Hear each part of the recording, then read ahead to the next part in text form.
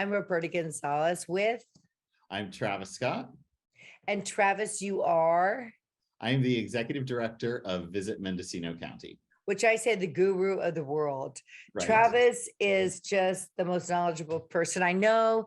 And together we travel Mendocino County. And so we've been listening to all of you, and you have told us what you like about Mendocino County. Plus, Travis and I have gotten together and we've decided on what we like. So what are we doing, Travis? So today we're going to do a little bit different format. We're going to go back and we're going to review some of our viewer favorites from the season this year. And, you know, there might be just a couple of stops that you and I really enjoyed along the way as well. It's been enjoyable because people don't realize how large Mendocino County is. We're talking about from the coast all the way into our inland areas. But one of my favorite places to stop, and obviously one of yours, because we heard from all of you, is Pacific Star Winery. It's actually like when you get the map of the United States of America and you look at the state of California, it's right there on the very edge. It's It is. on the edge It is of the edge of the world. Yes. It is. It is. It's a tremendous view when you go there, and you can get a glass of wine and sit and look at the edge of the world. But also they make some darn good wines. Yes. So Sally's been at it for 30 years. She's a wonderful character.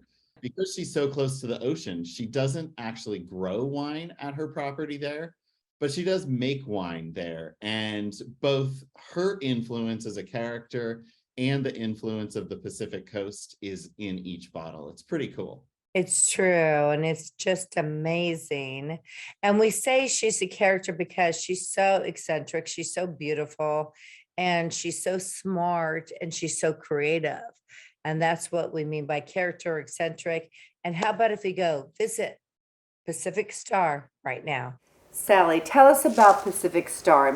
I know it's a long story. It's a broad subject. But how did you come up with the name Pacific Star? You know, my customers ask me that once in a while, and so it's on all the signs as you drive down the road, and it's on the labels, and they'll ask me, why Pacific? I'm going, you see that? See that big blue thing out there? That's one of my favorite questions. The other one is, what ocean is that? Yeah, I hear that about 5 times a year.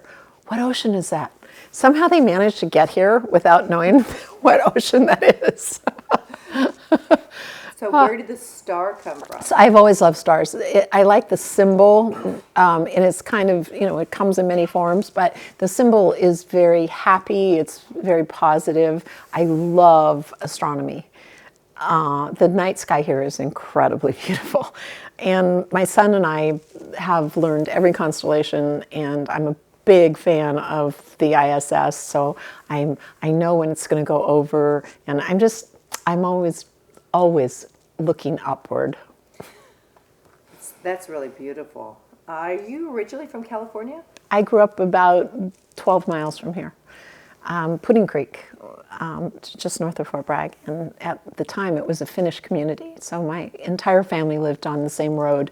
My great-grandparents came here from Finland with 6 children and had 3 more while they were here. And so 9 children and all the aunts and uncles and the cousins lived on exactly the same road. And we had communal meals, and we caught abalone and fish and hunted and canned and pickled and and all together always. It was a wonderful, wonderful way to grow up, but I didn't appreciate it at the time. I thought I was deprived. But you were very resourceful. Now, did you aspire to become an owner of a winery? And not only the owner, the proprietor, but also the winemaker?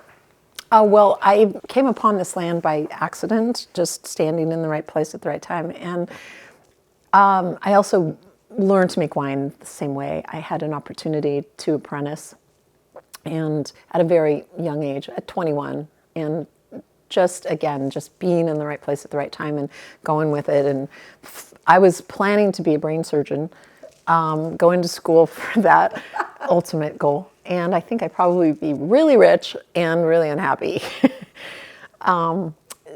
I got into winemaking because I loved French Burgundies and had a chance to taste a lot of them in my first job, which was at the wine garden in St. Helena. It was the first wine tasting bar in California, first person to have that concept.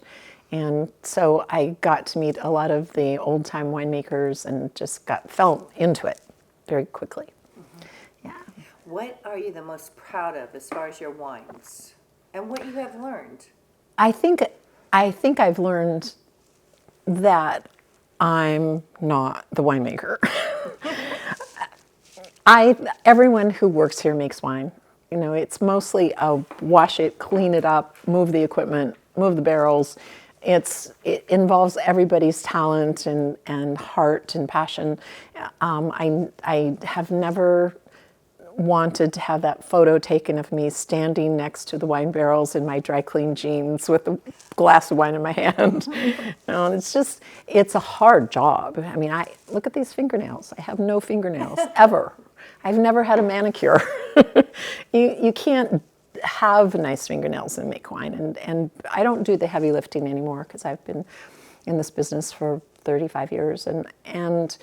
But yet I have this amazing staff, and I think women have a big role in this business now, where when I learned there was no such, well, there were 3 women winemakers. Now there are probably 3,000.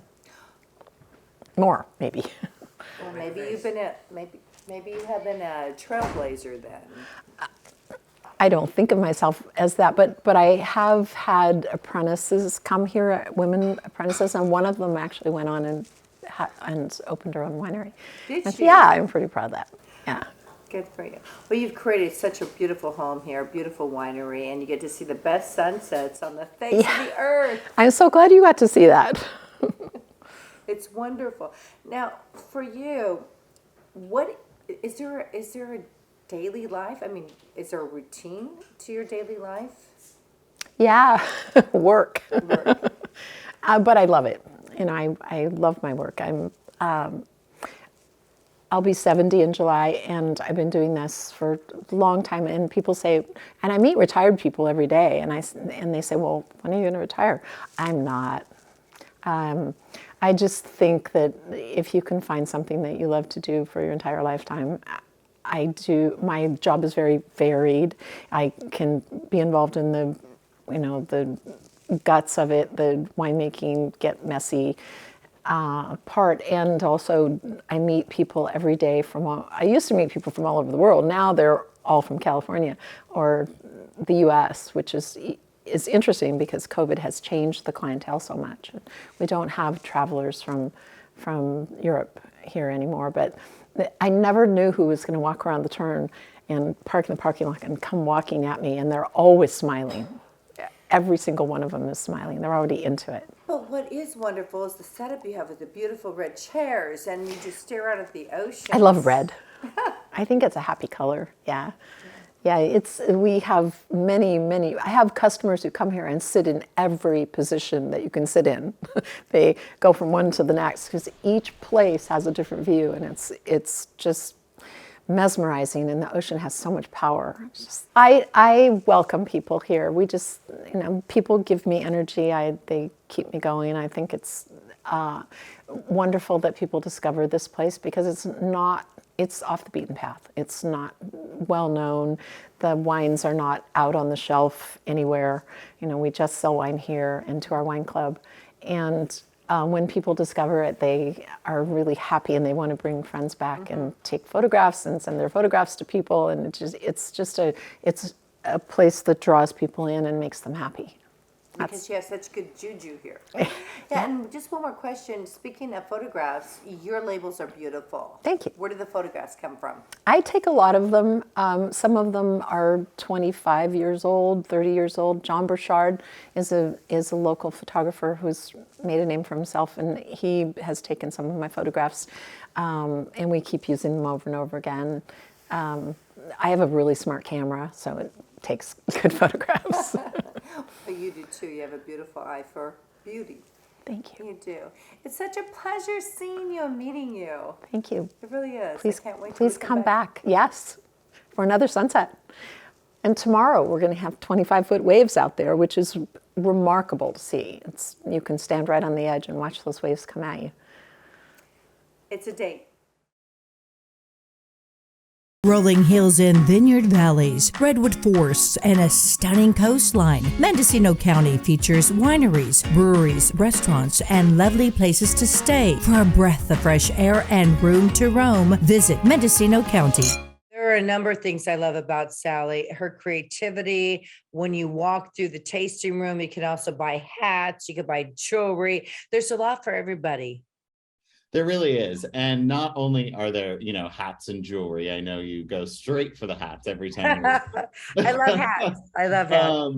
But, her wines are just really spectacular. And I want to, send a special nod to those and, recommend that everybody try her Italian reds. They're just fantastic. So They're wonderful. And also we want to send out a message to everyone. The last time we were there, somebody was getting married there, and you're actually like on the cliff on the end of the state of California, the end of the country, looking out towards the ocean. I can't imagine a better wedding, a better view, a better establishment, a better way to start your life with your husband or your partner. It was just fantastic. yeah, it was a really cool afternoon. We love Sally. Woo. Right? Okay. So, someone else I fell in love with, this was on a completely different trip, and it's a genuine love for this person, Right. not only for his entrepreneurship in which he started his own company, but also for the way he gives back to the community. I just love that and adore that and admire that. And we're talking about Robert. Yes. So we're going to head back down into Fort Bragg. And we're going to hang out with Robert Jason Pinoli, the chief skunk at the Skunk Train. Wait, say that slowly. The chief skunk. At the Skunk Train. Yes, that is his official title, the chief skunk.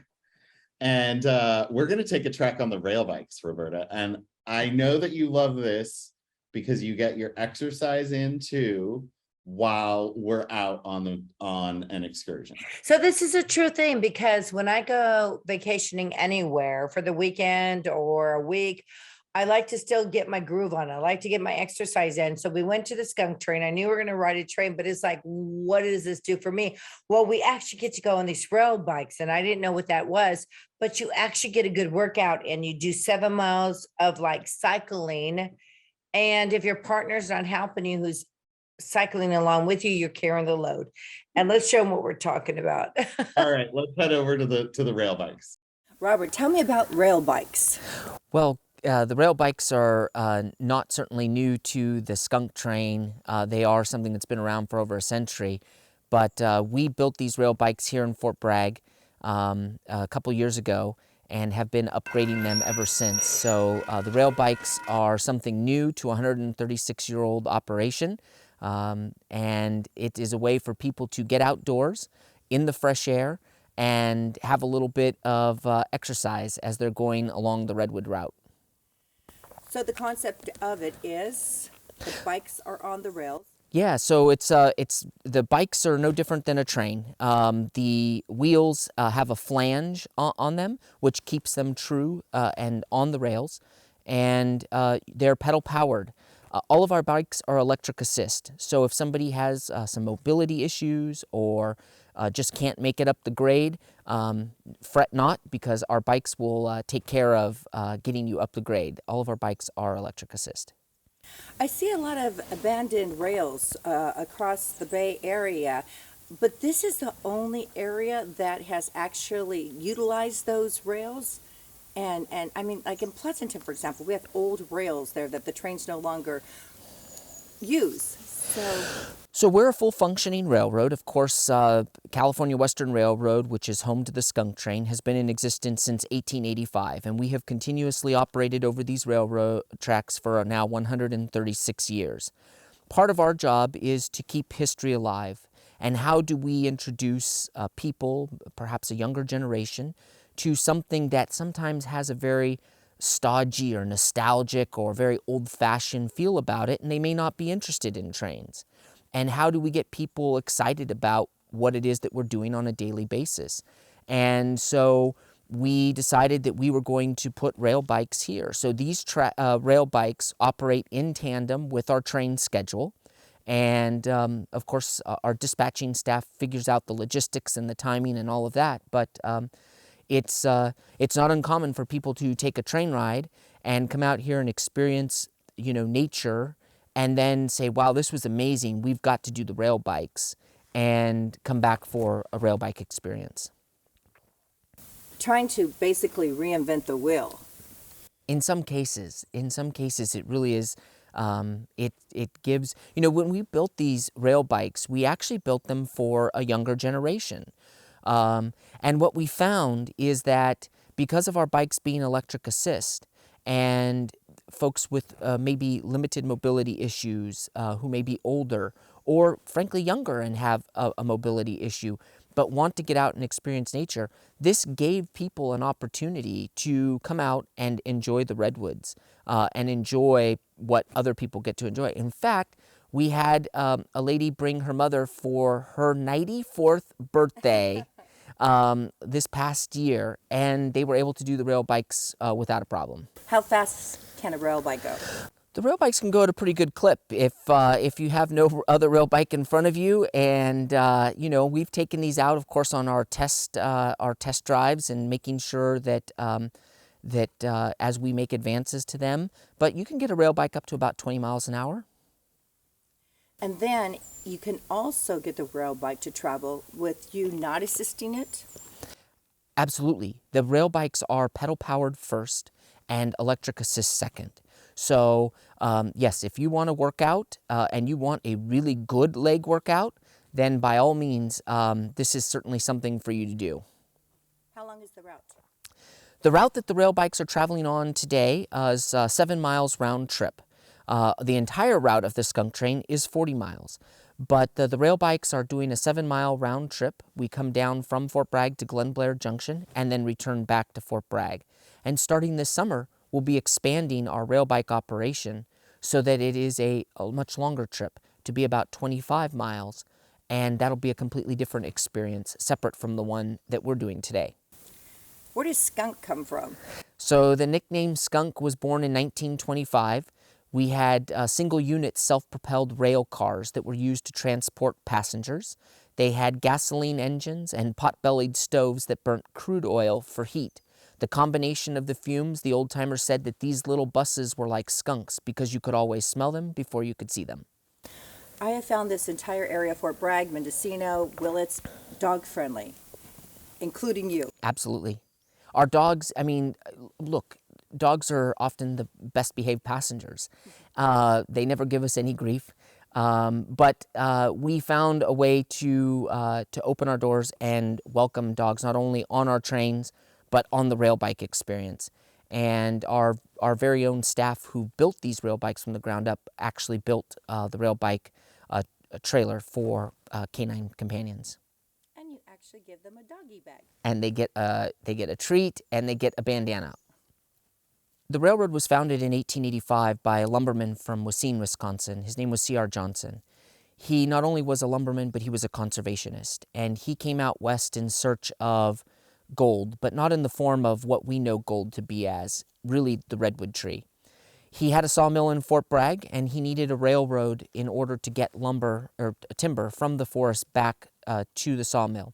It was really the only logical vehicle and mechanism to get trees back to Fort Bragg, and then that finished lumber eventually out by rail. It took 26 years to build the railroad from Fort Bragg to Willits, not because of an engineering feat, but because C.R. Johnson only reached further into the forest as he needed it. What sets this railroad aside from other railroads, other logging railroads in particular, is that this railroad was built as standard gauge. And so standard gauge, the width of the tracks is 4 feet, 8 1/2 inches. And we are, it's known as American Standard Gauge. That means that we can interchange our railroad equipment with any other railroad that is standard gauge in the United States transportation network.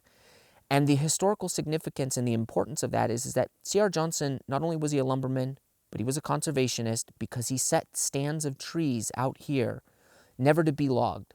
So there are stands of trees that our passengers see on the train and on rail bikes that have never been touched.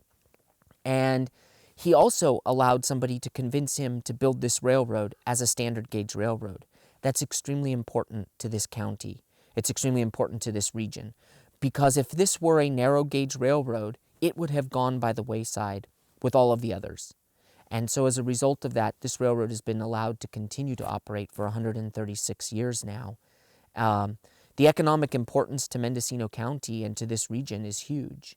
We carry about 70,000 passengers per year and are really, a major economic driver. Mendocino County, vibrant with incredible views, offering amazing outdoor activities from hiking, biking, and kayaking to wine and beer tasting, gallery hopping, and golfing. Try rail biking. For more adventures, visit animal preserves. And when it's time to take a break, relax at sidewalk cafes and restaurants. Stay longer at any lovely inn throughout the area. For a breath of fresh air and room to roam, visit Mendocino County. In all honesty, I love the rail bikes at the Skunk Train. I never knew it would be so fun. I never knew it'd be such a great exercise workout. And I never knew there was some kind of assist. I know. So while you're in front of me, catching your, burning your calories and building up a sweat, I was just sitting back, using the little throttle, cruising along, having a good old time. I cheated on it. I never knew that was available. But so for people who don't want to put the effort in, just know you can. Right. And for your partner who does want to put the effort in, they can. And this is all available when you book a ride on the Skunk Train, who, by the way, it's Robert, right? Yep. And he came up with this dream and this vision. Is that right, Travis? So, he started when he was a teenager at the Skunk Train as a conductor, and has spent his whole entire career working for the train and growing its business and growing it into what it is today. And it's a pretty incredible asset that we have for visitors here in Mendocino County. It is. But what I love about Robert, and I think I told you about this before, was after visiting him and the Skunk Train and doing my rail bikes, I came back to the Bay Area. And then shortly afterwards, there was the Russian invasion of the Ukraine. And one of the first people to donate to the Ukraine was the Skunk Train, which was Robert. Yeah. And I called you up immediately and go, oh my gosh, Yeah. I just learned about this with Robert and his commitment to our community, and not only our community, but to other countries and what he believes in. And it just meant so much to me. Yeah, no, he's a wonderful person and a great guy to have around. And that's why you should go visit the Skunk Train. And if you just don't want to do the rail bikes, you can be on the Skunk Train and tour all the way around. How far does it travel? So I think it goes 6 miles Mhm. out to the turnaround point at Glen Blair. It's so fun. And if you don't want to go on a train and you want to hike a little bit, gosh, this was so fun. We hiked on over to Captain Fletcher's house. Yes, so we went to our next stop is down at Navarro by the Sea. And we got to be some of the first folks to go through the recently refurbished, I guess you would call it, or restored, Captain Fletcher's Inn, which is right on the Navarro River and Pacific Ocean. And we got to hang out with Elizabeth Cameron, who's the executive director of Mendo Parks. Is she so cool or what? She's totally awesome. We had a blast. Yeah. And so we got to be one of the first to take a look at their restored project. So let's head down the coast and check in with Elizabeth. Let's go. Have you ever wondered what that building is down there? Welcome to the Navarro Interpretive Center at beautiful Navarro Beach on the Mendocino coast. This is one of 17 state parks in Mendocino County. And one of the best things about Mendocino is almost all of our parks are free of day use and parking fees. Of the 17 parks, 13 of them cost absolutely nothing for you to come visit. And a large part of that is thanks to nonprofit organizations like the Mendocino Area Parks Association. We are a nonprofit that supports educational activities and park improvements at 10 state parks and 5 visitor centers in Mendocino County. One of our projects is the Navarro Interpretive Center. This historic building is one of 2 historic buildings left from the original town of Navarro here at Navarro Beach. Hey, Roberta, you want to come in and take a tour? Oh, do I ever? Welcome. Yay! So nice to have you. Let's go inside. Yeah, let's check it out. So what are these? These are interpretive panels. They tell the story of what you're looking at when you visit a park, and obviously here that's going to include the building. So when you come visit the Navarro Interpretive Center, definitely check out all the panels. It'll tell you a lot about the estuary. This is one of the largest estuaries between Wallala and 10 Mile, I believe. It also shows some really amazing pictures of wildlife. It shows the changes in the watershed over time, and also some historic pictures of the building before all the restoration work was done. What I love is I've been watching this bird and I go, oh, that is the northern spotted owl. Exactly, yeah, so exactly, interpretive panels, it's interpreting what you're seeing when you're visiting the park, so you never know what you could learn, you never know what fun facts and trivia you can share with your friends.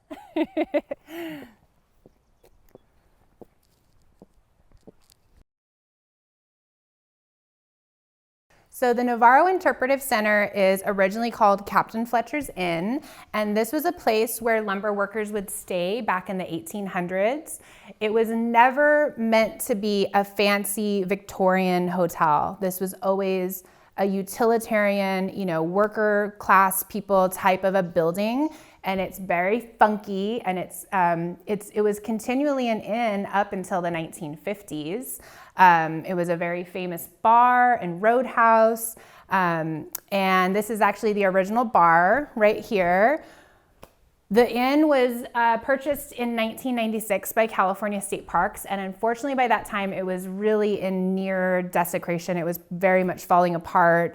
The flood line had reached the bottom of the floors, the roof had been caving in, there was no back wall, everything was just boarded up and falling apart. Unfortunately, a nonprofit called the Navarro by the Sea Center came together specifically to do all the restoration work here. So none of this would be possible without the Navarro by the Sea Center. They got a Save America's Treasures grant, numerous grants and private donations, and loads of volunteer hours that meticulously rebuilt this place that would have basically fallen into complete disrepair. And what's really special right now is this is the first time that the inn is open to the public on a regular basis since 1996 when it was acquired by State Parks. So starting in June, it is open every Saturday and Sunday from 11 to 4, and it's super easy to get to. You just come off 128, you'll go straight to the beach and come on in. We have so much unique stuff here. It's a really special part of not only California history, but history on the Mendocino coast. And while you're here, you can do a little shopping. And again, all the purchases here directly support Mendo Parks, and we support 10 state parks in Mendocino County. There's also numerous artifacts. If you wanna come on in the other room, I can show you more of that stuff. So this was the original dining room. Over here was the bar and the lobby. And then over here was the dining room, and eventually became, a roadhouse and a restaurant. There's a number of artifacts in here, old photos. All the stuff in this cabinet, they actually found while they were doing the restoration work. So it was all unearthed directly from the site. We also have a number of binders that have the original photographs from everything from Captain Fletcher, who was the original owner. That's why it's also known as Captain Fletcher's Inn. Loads of photos of what the site looked like back in the 1800s and 1900s, which that seems like, so that wasn't that long ago, 1900s, 22 years ago. And yes, a number of photos, a number of things that you would have found in a town like Navarro back in the day. We have, this is actually a quarter press, but it was originally a belt buckle press, and it's a type of machine that you would find in any of these mill towns back in the 1800s. So one of the best parts is, just coming in and being able to experience something that very few people have been able to experience. Like I mentioned, this building was falling into disrepair. It hasn't been open, it was only open a few days a year, and now we're open on a regular basis. So if you want to follow me upstairs, I will show you the rest of the Navarro Interpretive Center.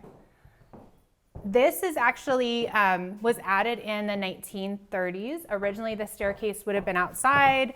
Obviously, the restrooms would have been outside as well. They didn't have plumbing, back then. So come on up.